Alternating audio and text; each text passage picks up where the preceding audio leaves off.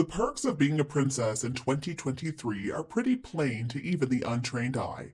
The multiple gorgeous homes, including a 4-story, 20-room residence on the most expensive street in the entire world, Kensington Palace Gardens. Access to so many priceless jewelry pieces that you can wear down to Tesco, and also getting to have a go on the royal helicopter every other Tuesday. But there is one benefit that the Princess of Wales gets to enjoy that is mostly unnoticed. I'm talking about the holidays. But tragically, these days, holidays for Catherine don't mean lovely jaunts to Caribbean beaches, all blue water and drinks with little umbrellas in them. But instead, she needs to go to places that generally get described as bracing, such as Cornwall's Isles of Scilly.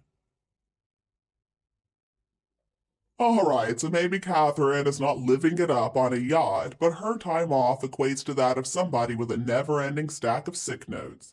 And if Catherine were just another mother who drives an Audi and fills her days doing yoga and drinking soy lattes and wondering why she even bothered to go to university, that probably would be no problem.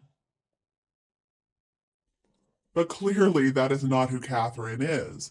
She may be the world's only owner of the thermal bikini, but she's also going to be the next queen of the UK, and so her role in helping to shore up the monarchy cannot be overstated.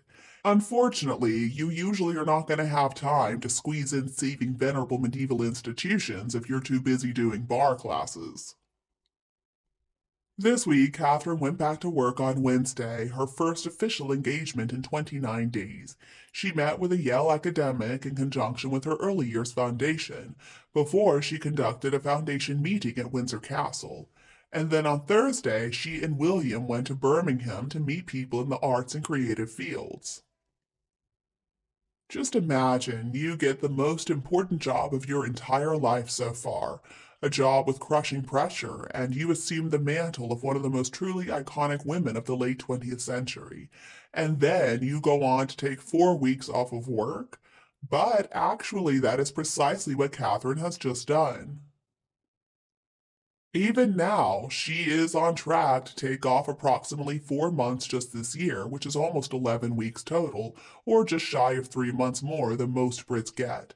Many fans of Catherine and William are going to be pretty quick to interject here and point out that for years the Prince and Princess of Wales have taken off British school holidays to spend their time with their 3 children, Prince George, Princess Charlotte, and Prince Louis. We can't deny that it is a pretty sweet image, the future king and queen taking time off to spend their days finger painting and bonding like a family. It is an approach that we can understand considering that William arrived at parenthood, like many products of broken homes, absolutely convinced that he wants to give his little children idyllic childhoods. And we can admire that. Now, if George can somehow make it to adulthood undamaged and in good psychological health, it may be the first time a sovereign has ever managed to do that.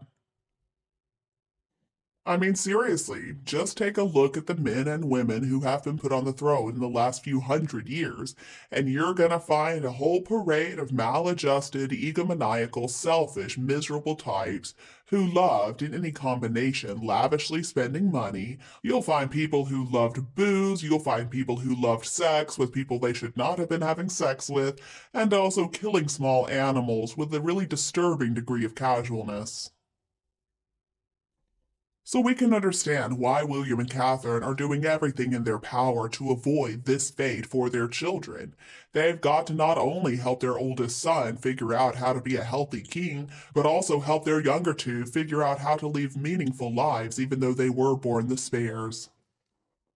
But the problem is that lately Catherine is taking off so much time from her day job. I mean, I don't even know how she would remember her work computer's password. There are 16 weeks of holidays in the Lambrook year, the private school that all 3 children started going to after the family moved to a home on the Windsor estate last year.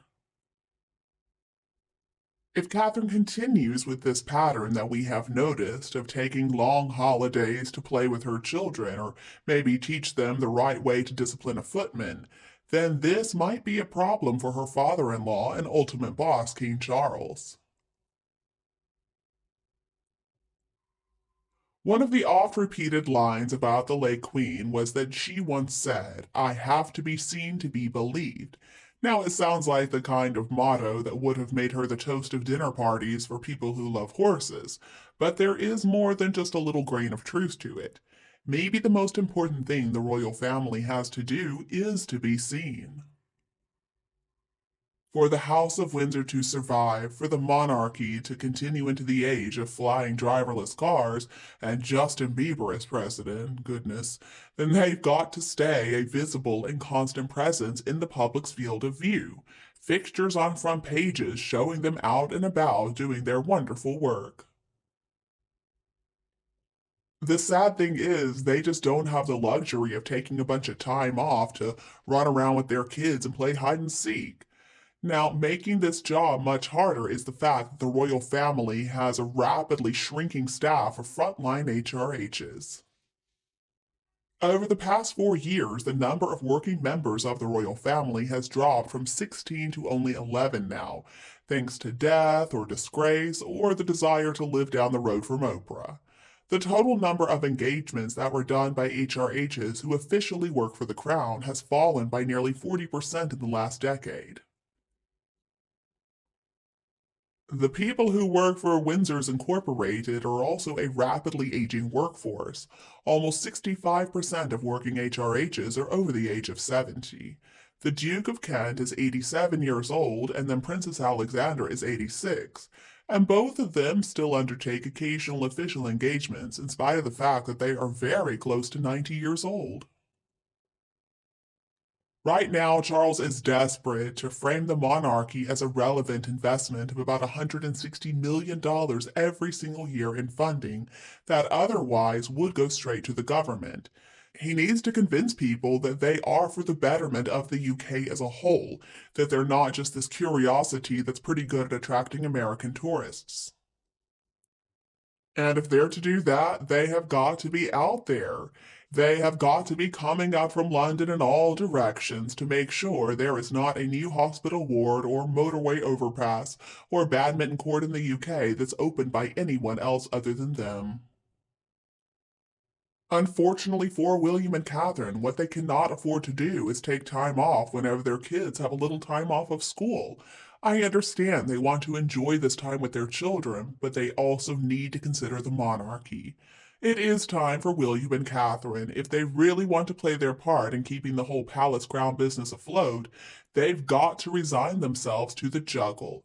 They've got to find some kind of balance between their careers and their family, much like billions of people all around the world have to do every single day. Most importantly, they have to be visible. They have got to be seen doing all the hard work that the public expects of them in return for a life of unimaginable privilege. Catherine may have one of the world's most exalted titles, but this is a job that she cannot do from home and she cannot afford to try to do part-time.